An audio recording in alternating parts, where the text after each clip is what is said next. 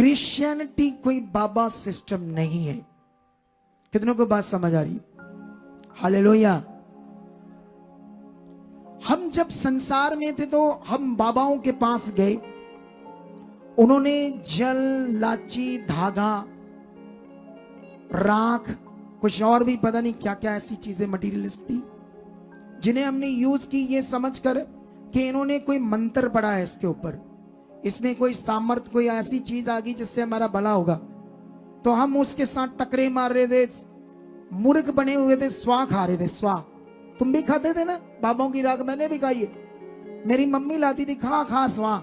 मैं खाता था, पानी पीता था, ऊपरों जीभ जूब काली हो जाती थी। क्या करते हैं, बेवकूफ बने थे, मूर्ख।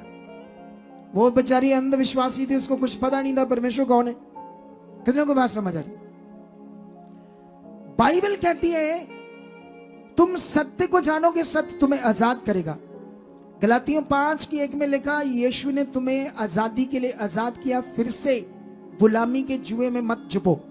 मतलब फिर से रीतियां, ये चीजें या व्यवस्था, ऐसी चीजों में ना जाओ। वो भी तुम्हें मैंने बता दिया वचन। परमेश्वर ने कहा मेरी प्रजा मेरे ज्ञान बिना नाश हो रही है। एक जगह पर यीशु मसीह ने कहा तुम पवित्र शास्त्र और परमेश्वर की पावर को ना जानकर भूल में पड़े हो। यहां सवाल है वचन। अगर हम सेवक बात करते कि वचन से भला होना है तो अच्छी बात है।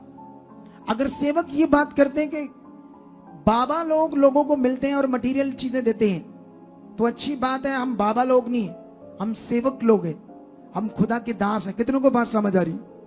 लेकिन यहां पर अगर क्रिश्चियनिटी में भी हाथ में वो क्या डालते हैं, क्या होता वो जो हाथ में डालते हैं, ब्रेसलेट, उस पर एक आयत लिख देते हैं, उसका आयत का नंबर लिख देते हैं। पूरी आयत तो शायद लिखी नहीं जाती। ये क्या है? पहले तो धागे बांधते थे, ये ब्रेसलेट तो बाइबल के अकॉर्डिंग नहीं चाहिए। ये तेल, ये कपड़ा, ये पानी, कोई कुछ कोई कुछ। क्या ये वचन की बात है या ये उनसे भी मटीरियलिस्ट चीजों में लोगों को धकेला जा रहा है? कितनों को बात समझ आ रही है आज? आप जानते हो अकॉर्डिंग टू बाइबल,